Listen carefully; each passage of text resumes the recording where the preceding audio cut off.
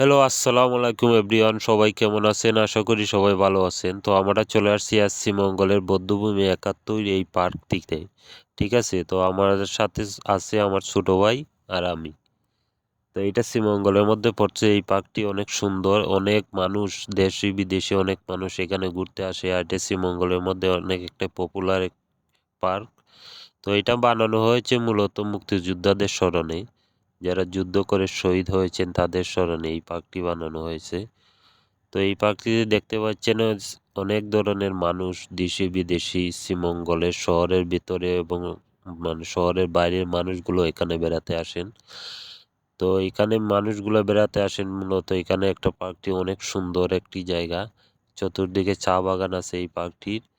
আর এইটা মধ্যে অনেক এনজয় করা যায় সেজন্য সবাই আসে। ঠিক আছে, তো আমি আর আমার ছোট একটি ভাই আমি ওরা দুইজন চলে আসলাম এই পার্কটিতে বেড়ানোর জন্য। তো দেখতে পাচ্ছেন আমার পিছনে একটি ঝর্ণা রয়েছে। ঠিক আছে, এখানে একটা ঝর্ণা আছে আর এইখানে হচ্ছে মাঠ। তো মূলত এটার কারণ হচ্ছে ভাই, আমি একটা জিনিস খেয়াল করলাম যে এখানে এসে মানে এটা যেহেতু মুক্তিযোদ্ধার জন্য, মানে মুক্তিযোদ্ধাদের শহীদের স্মরণের জন্য বানানো হয়েছে। তো সেটা আমি এখানে কোনো কিছুই সেটা পাইনি। এখানে দেখলাম মানুষ অনেক ধরনের টিকটক ভিডিও করে, এই সেই করে আরো অনেকগুলো ভিডিও করে। তো মুক্তিযোদ্ধার যে স্মরণে এগুলো বানানো হয়, তো এগুলো এখানে কেন করা হয়? আমার কথা হলো এইটা। এই যে মুক্তিযোদ্ধার স্মরণে অনেকগুলা স্মৃতি, মানে অনেকগুলা জিনিস এখানে বানানো হয়েছে। তো দেখা যায় তারা এটার উপরে পা তুলে, ছবি তুলে, সেলফি তুলে, টিকটক বানায়, আরো অনেক কিছু করে। তো এটা কি আসলে ঠিক? আপনাদের মতামতে জানাবেন। তো আসলে এমনি পার্কটি অনেক ভালো, শ্রীমঙ্গলের মধ্যে অন্যতম একটি পপুলার একটি পার্ক শ্রীমঙ্গলের বৌদ্ধভূমি ৭১। ঠিক আছে, তো এখানে মূলত